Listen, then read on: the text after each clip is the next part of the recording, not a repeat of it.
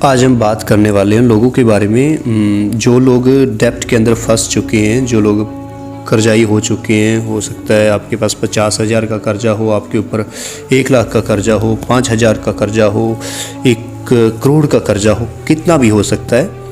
पर हम इन चीज़ों को समझने के लिए और इससे क्लियर होने के लिए परमेश्वर के वचन को देखेंगे। और मैं आपको गारंटी देता हूँ, परमेश्वर के वचन के बिना आपको कोई और ऐसी ताकत नहीं है जो इस कर्जे में से मुक्त कर सके। तो अगर आप इसे पूरा समझना चाहते हैं तो आज इस मैसेज को, इन वचनों को ध्यान से समझिए और पूरा का पूरा कॉन्सेप्ट जब क्लियर हो जाए तब आप आमीन टाइप कर सकते हैं और कहें, मैं परमेश्वर का धन्यवाद करता हूँ कि मुझे समझ आ गया। मैं परमेश्वर का धन्यवाद करता हूँ कि मैं इन चीज़ों से बाहर निकल गया। मैं आपको रास्ता बताऊंगा प्रभु के वचन के द्वारा कि आप इससे बाहर निकल कैसे सकते हैं, क्योंकि कर्जा खतरनाक है। अगर आप इफ़ यू आर अंडर डेब्ट you are in great danger. अगर आप कर्जे के नीचे आ चुके हैं, आप एक बहुत बड़े खतरे के नीचे हैं। पर इस खतरे से सिर्फ परमेश्वर ही निकाल सकता है। निकलना कैसे है उसका रास्ता भी प्रभु ने हमें दे रखा है। मैं आपको एक आयत की तरफ लेके जाऊंगा कि अभी आपको करना क्या है। पहले आप निकाल लीजिए भजन संहिता 37 अध्याय उसकी 21 आयत। भजन संहिता 37 अध्याय उसकी 21 आयत मैं आपके बीच में पढ़ने के लिए जा रहा हूँ और आप इन बातों को ध्यान से समझिए, इन वचनों को ध्यान से समझिए। 37 अध्याय उसकी 21 आयत इस तरह से लिखा है, दुष्ट ऋण लेता है और भरता नहीं, परंतु धर्मी अनुग्रह करके दान देता है। यहां पे इसे समझने की कोशिश करें। जो दुष्ट है वो कर्जा उठाता है पर भरता नहीं है। अब जो दुष्ट है वो नहीं भरता, पर जो मसीही है, जो डेब्ट के अंदर आ चुका है, उसको क्या करना है? उसको पे करना है। ऐसा मत सोचिए कि आपको परमेश्वर बोलेगा भाग जाओ, बस वचन में ये लिखा है छोड़ दो, कर्जा भरना नहीं है। नहीं, परमेश्वर ये कमांड करता है। आपने अगर उठा रखा है, आपने कर्जा ले रखा है, इफ यू आर अंडर डेब्ट यू हैव टू पे दैट बैक। आपको पे करना ही है, आप इससे बच नहीं सकते। पर इसको पे करना कैसे है, इसके बारे में परमेश्वर आपको सोल्यूशन दे रहा है और उन वचनों की तरफ हम जाएंगे। हम एक वचन देखते हैं याकूब की पत्री उसका 1 अध्याय 5 आयत। वहां पे साफ शब्दों में लिखा है, अगर तुम में से किसी को बुद्धि की घटी हो तो परमेश्वर से मांगे। अब यहां पे आप कर्जे के नीचे गए क्यों थे और बाहर निकलना कैसे है, इसके बारे में आपको बुद्धि की जरूरत है। सबसे पहले अगर आप परमेश्वर की समझ को इस्तेमाल करते, आप परमेश्वर की बुद्धि को इस्तेमाल करते अपनी जिंदगी में, तो आप कभी भी डेब्ट के नीचे नहीं आने थे।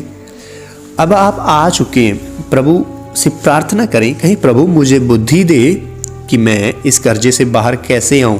सबसे पहले आपको प्रार्थना करनी है परमेश्वर के आगे कि परमेश्वर मुझे बुद्धि दे कि मैं इस कर्जे से बाहर कैसे आऊं।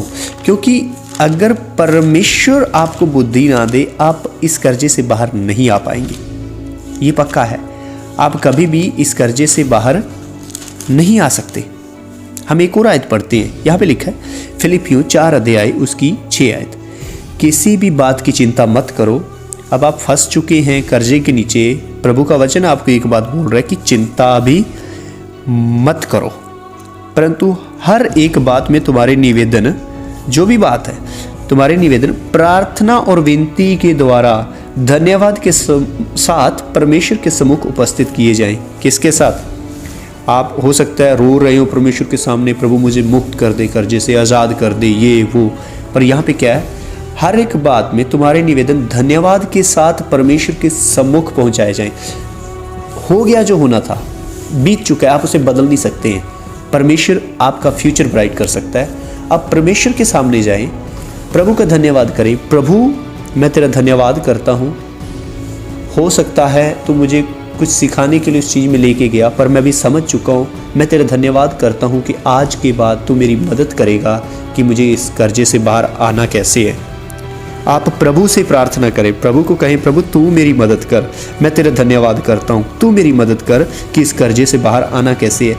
हर एक बात में प्रभु का धन्यवाद करो। अपने कर्जों के बारे में, अपने पैसों के बारे में, अपने कामों के बारे में, अपने परिवार के बारे में, अपने घर के बारे में, हर एक चीज़ के बारे में आप परमेश्वर का धन्यवाद करो, ताकि परमेश्वर आपको उन चीज़ों से बाहर निकाल सके।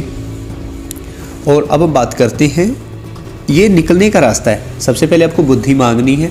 दूसरी बात, आपको परमेश्वर का धन्यवाद करना है कि प्रभु अब तू मेरी मदद कर। तीसरी चीज़, आपको अपने आप को तैयार करना है कि आप पे कैसे करेंगे। अपने फाइनेंसेस को आपने तैयार करना है कि आपको पे करना कैसे है। आप इन चीज़ों के बारे में आप एक लिस्ट बना सकते हैं, जिनसे आपने लिया हुआ है, या किसी बैंक में या कहीं पे भी आपका जो कुछ भी है, आप उस चीज़ की लिस्ट बनाएं कि आपको पे करना कैसे है। आप अपने महीने का जो भी बजट है उसके अनुसार अपनी चीज़ों को करें। अगर नहीं है तो परमेश्वर से प्रार्थना करें कि आपको कोई अच्छा काम दिलाए, क्योंकि परमेश्वर आपको एकदम से मुक्त नहीं करेगा, वो आप ही के हाथों के द्वारा इस चीज़ में से आपको निकालेगा। क्योंकि परमेश्वर का वचन है कि आपको ये पे करना है। तो आप परमेश्वर से प्रार्थना करें, आप अपना रास्ता तैयार करें, प्रभु मदद करेगा आपका रास्ता तैयार करने में। आप अपने बजट को जोड़ें, अपनी लिस्ट बनाएं, आपको किस तरह से इस चीज़ से बाहर आ सकते हैं। और उसके बाद हम देखते हैं दूसरा कुरिन्थियों उसका 9 अध्याय उसकी 7 आयत। दूसरा कुरिन्थियों 9 अध्याय उसकी 7 आयत मैं आपके लिए पढ़ूंगा। हर एक जन जैसा मन में ठाने वैसा ही दान करे, न कूड़ कूड़ के और न दबाव से, क्योंकि परमेश्वर हर्ष से देने वाले से प्रेम रखता है। अब यहाँ पे बहुत अच्छी बात प्रभु के वचन में लिखी और बहुत ही अद्भुत बात लिखी हुई है, क्योंकि परमेश्वर का वचन अच्छा है, परमेश्वर का वचन अनोखा है, परमेश्वर का वचन पवित्र है। तो यहाँ पे क्या लिखा है, अब आप अपने कर्जे से बाहर आना चाहते हैं, पर कहीं ये ना आपका छूट जाए कि आप प्रभु के राज्य के लिए कुछ ना दें, प्रभु के राज्य के लिए ना करें। आप जो भी कमा रहे हैं अपना 10वां हिस्सा निकालना शुरू कर दें, ताकि प्रभु आपकी मदद करे उन चीज़ों में जो आपकी बचे हुए हैं, उन चीज़ों को अच्छे से इस्तेमाल होने में, अच्छे से आपकी परेशानी में से बाहर निकलने में। और उसके बाद आप खुशी से, आनंद से प्रभु के लिए, प्रभु के काम के लिए अपने दान दे सकते हैं, अपने दशमांश दें, दान दें, और कूड़ कूड़ के नहीं कि मेरा तो कर्जा है मैं कैसे दूं।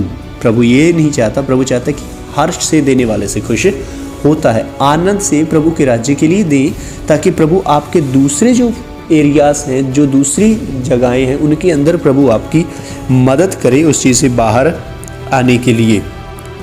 अब परमेश्वर की चोरी भी आपको नहीं करनी है।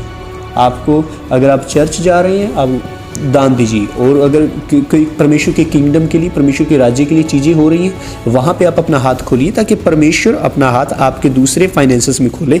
अब ये लालच से नहीं करना है कि मैं इसलिए दे रहा हूँ कि प्रभु मेरा कर्जा क्लियर कर दे, नहीं, आप हर्ष से दे रहे हैं ताकि परमेश्वर का राज्य बढ़े। वो परमेश्वर की जिम्मेवारी है, वो परमेश्वर का काम है कि आपको उन चीज़ों से बाहर कैसे निकालना है, क्योंकि आप उसके लिए प्रार्थना भी कर रहे हैं। उसके बाद आप एक चीज़ और देख सकते हैं, वो है वाइस काउंसलर।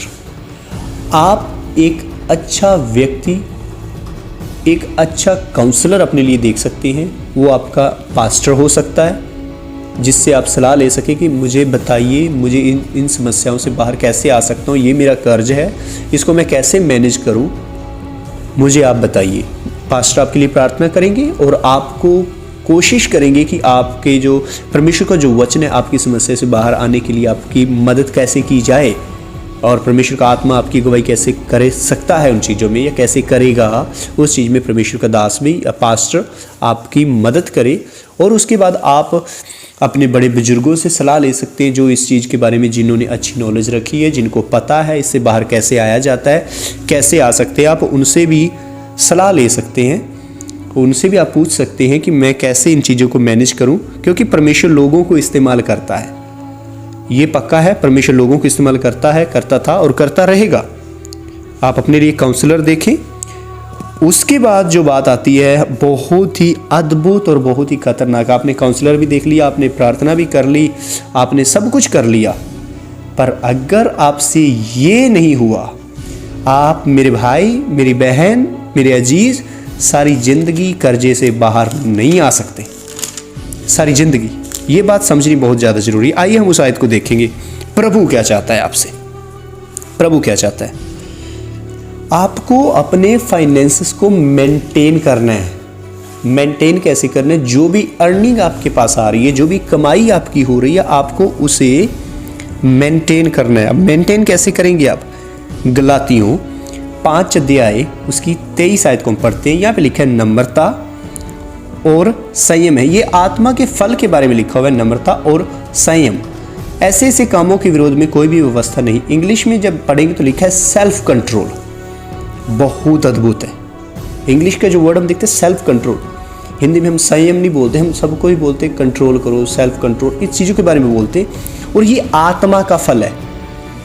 कमाई हो रही है आपकी, प्रार्थना आप कर रहे हैं, दान भी दे रहे हैं, ऑफरिंग भी दे रहे हैं, आप टाइट भी दे रहे हैं, सब कुछ पे कर रहे हैं। अगर आप कंट्रोल नहीं कर पा रहे हैं अपने फाइनेंसेस को या अपने शरीर को, अपनी अभिलाषाओं को, आप कर्जे से बाहर नहीं आएंगे। आपको अपने आप को कंट्रोल करना है। और कैसे होगा? ये आत्मा का फल है। आपको पवित्र आत्मा में बढ़ना है। प्रभु को कहना है, प्रभु मुझे संयम दे, मुझे कंट्रोल दे। क्योंकि लोगों के पास जब पैसा आता है वो अपने दोनों हाथों से उड़ाना शुरू कर देते हैं, कर्जे के नीचे पड़े रहते हैं और लेते हैं, क्योंकि उनकी अभिलाषाएं जो हैं वो ख़त्म नहीं होती, ज़रूरतें ख़त्म नहीं होती, इसलिए कर्जे के नीचे दबते जाते हैं। पर परमेश्वर का वचन यहाँ पे क्या कह रहा है कि आपको संयम की ज़रूरत है। आप संयम मांगे परमेश्वर से, जो आत्मा का फल है। आप कंट्रोल करें, अपने फाइनेंसेस को कंट्रोल करें, अपने आप को कंट्रोल करें, अपनी ज़रूरतों को कंट्रोल करें, ताकि प्रभु आपकी मदद करे।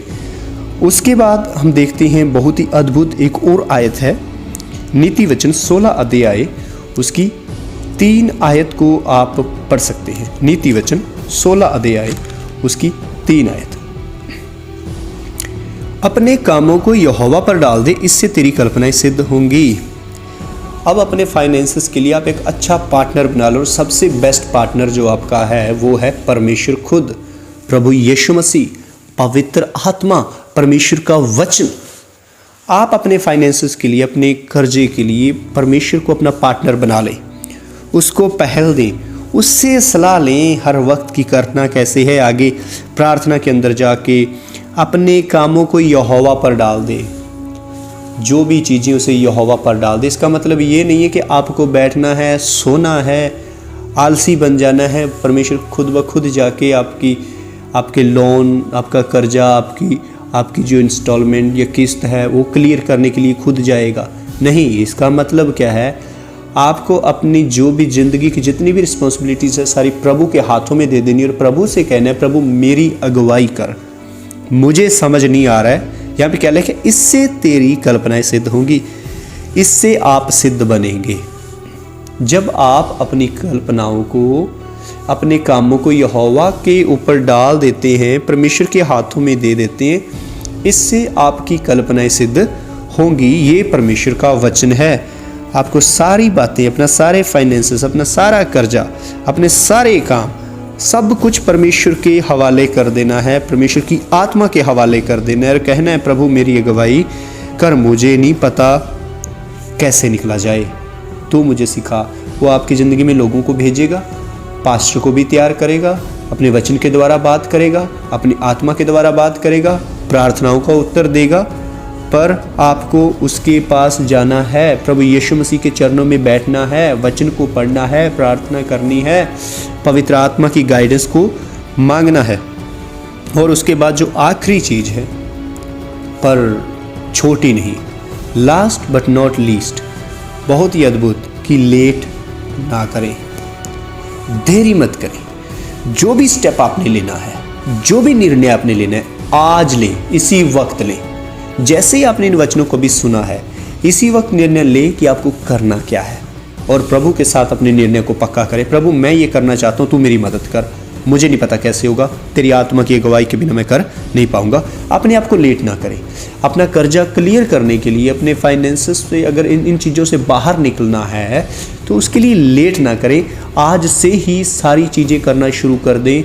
सबसे पहले प्रभु के पास जाएं, उसको बताएं कि प्रभु कैसे करें।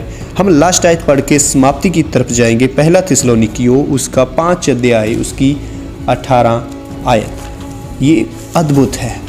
पहला थिस्सलुनीकियों 5 अध्याय उसकी 18 आयत, यहाँ पे लिखा है, हर बात में धन्यवाद करो क्योंकि तुम्हारे लिए मसीह यीशु में परमेश्वर की यही इच्छा है। सारी बातों के लिए परमेश्वर का धन्यवाद करते रहो। हर बात के लिए परमेश्वर पिता का धन्यवाद करते रहो। आज से इसी वक्त से अपने फाइनेंसेस के लिए, अपने कर्जे के लिए, जो भी आपके ऊपर लोन है, जो भी आपकी ज़िंदगी में चल रहा है, आपके कामों के लिए, हर एक चीज़ के लिए प्रभु का धन्यवाद करें। हर एक काम उसके हाथ में दे दें। प्रभु की अगुवाई लें, उसके वचन की अगुवाई लें, उसके आत्मा की अगुवाई लें और देखो प्रभु कैसे आपको अद्भुत तरीके से इन सारी बातों में से बाहर निकालता है और आपका सारा कर्जा क्लियर करने में, पे करने में आपकी कैसे मदद करता है। फिर से मैं बात करूँगा, भागना नहीं है। अपने जो भी लिया है, जिससे भी लिया है, उसको पे करना है। ये परमेश्वर की मर्जी है। पर आगे को ये आपका फैसला होना ज़रूरी है कि मैं आगे को डेप्ट के अंदर, कर्जे के अंदर नहीं पड़ूंगा। परमेश्वर तू मेरी मदद कर। मैं आशा करता हूँ कि आज हमने जो भी बातें सीखी हैं वो आपको अच्छे से समझ आ गई होंगी। और मैं अभी आपके लिए प्रार्थना करने के लिए जा रहा हूँ, क्योंकि जो भी बातें हमने की वो वचन के द्वारा थी और इन वचनों को आप एक बार फिर से सुने, बार बार सुने, समझने की कोशिश करें और प्रभु से प्रार्थना करें कि प्रभु तू मेरी मदद कर, मैं कैसे आगे बढ़ सकता हूँ। और परमेश्वर गारंटीड है कि आपकी मदद करेगा, आपको आगे बढ़ाएगा। मैं यीशु मसीह के नाम में ये प्रार्थना करता हूँ कि आपका सारा कर्जा जो है वो क्लियर हो जाएगा। आप पूरी तरह से डेप्ट फ्री लाइफ जिएंगे। आप अपनी आज़ादी की ज़िंदगी जिएंगे जो यीशु मसीह ने आपको दी हुई है। जो शांति उसने आपको दी है उसे आप महसूस करेंगे। आप अपनी आंखों को बंद करें, मैं आपके लिए प्रार्थना करने के लिए जा रहा हूँ। प्रभु यीशु मसीह के नाम में मेरे पिता, मैं प्रार्थना करता हूँ जो भी व्यक्ति मेरी आवाज़ को सुन रहा है और तेरे वचनों को सुन रहा है प्रभु, उनकी ज़िंदगी के अंदर जितना भी कर्जा है जल्द ही क्लियर होने के लिए, जल्द ही प्रभु जी इसमें से बाहर आने के लिए तो अनुग्रह दे, मदद कर। क्योंकि पिता अपनी सामर्थ्य से ये नहीं हो सकता, तू ही है जो इस चीज़ को क्लियर करेगा। क्योंकि तेरे वचन में लिखा है हमारा जो कर्ज था बहुत बड़ा था पर वो तूने चुकाया है मेरे प्रभु, अपना खून दे के, अपनी जान दे के।